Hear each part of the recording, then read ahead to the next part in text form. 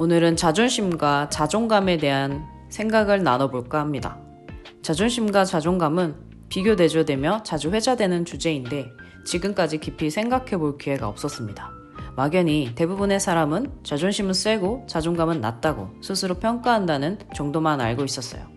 저만 해도 자존심을 자존감으로 착각하고 산 세월이 벌써. 그래서 일단 사전적 의미를 살펴보았습니다. 국립국어원 표준국어 대사전에 따르면 자존심은 남에게 굽히지 아니하고 자신의 품위를 스스로 지키는 마음이라고 합니다. 그럼 자존감은 무엇일까요? 대사전에는 나오지 않아서 검색을 따로 해봤더니 미국의 의사이자 철학가가 처음 사용한 말로 자신이 사랑받을 가치가 있는 소중한 존재이고 어떤 성과를 이뤄낼 만한 유능한 사람이라고 믿는 마음이라고 나옵니다. 이렇게 보면 우리가 알고 있는 자존심과 자존감의 차이가 잘 와닿지가 않더라고요. 자존심이 센 것은 좋은 의미가 아닌 건 알겠는데 사전적 의미로만 보면 크게 나쁜 것 같아 보이지 않거든요.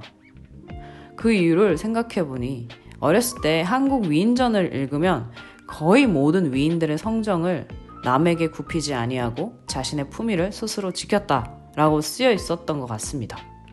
그게 이유인 것 같아요. 그래서 혼란스러워하던 차에 오늘 비즈니스 마스터 클럽에서 읽은 한근태 대표님의 책 공부란 무엇인가에 나온 자존심과 자존감의 차이를 읽고 나서 무릎을 탁 치고 말았습니다. 책에서 이렇게 말합니다. 내가 생각하는 자존감은 내가 나를 보는 관점과 평가입니다. 자존심은 남이 나를 보는 관점과 평가입니다. 둘의 차이는 관점의 차이입니다. 그 정의를 두고 생각해본 저는 이렇게 두 의미를 제 나름대로 정리를 해봅니다. 자존감은 내가 나의 절대적인 가치에 대한 믿음이고 자존심은 타인과의 관계 속에서 상대적으로 느끼는 나의 가치에 대한 반응성입니다. 말이 좀 어려운가요?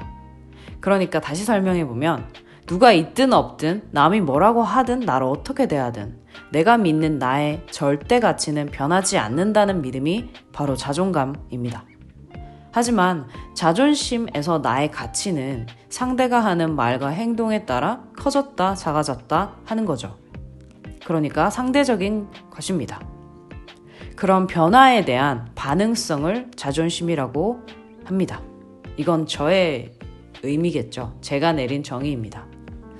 그래서 외부 자극에 의해 크게 반응하는 사람들을 자존심이 세다라고 표현하는 거고요. 잘 생각해보면 그 두 가지를 두고 표현하는 말에도 차이가 있습니다. 자존감은 높다, 낮다 하고 표현하지만 자존심은 세다와 약하다로 표현하죠. 높낮이도 상대적인 개념이긴 하지만 세다와 약하다라는 말보다는 홀로 자립할 수 있는 표현으로 느껴집니다. 세거나 약하다는 것은 힘에 대한 이야기이기 때문입니다. 예를 들어 어떤 사람이 10년 동안 꾸준히 근력 운동을 통해서 근육의 힘을 길러왔다고 칩시다.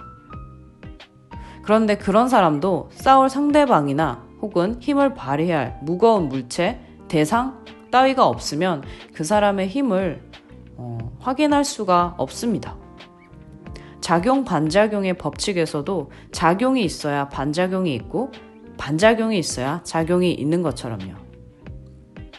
이 둘의 차이점을 명확히 이해하는 것 그 자체보다 사실 어떻게 나의 절대적인 가치, 그 가치에 대한 믿음, 즉 자존감을 높일 수 있는지 아는 게 더 중요하겠죠. 그래서 또 고민을 해봤습니다. 남들의 인정이나 칭찬이라는 관계에서 오는 쾌락에 의존하기보다 혼자 내 가치를 쌓아 올리며 얻는 즐거움에 집중해야 한다는 결론에 이르게 됩니다. 사람마다 차이는 있겠지만 대부분의 사람들이 공감할 즐거움은 아름다워지기, 똑똑해지기, 재미있는 책, 영화 보고 감동하기, 이 정도가 있을 것 같네요.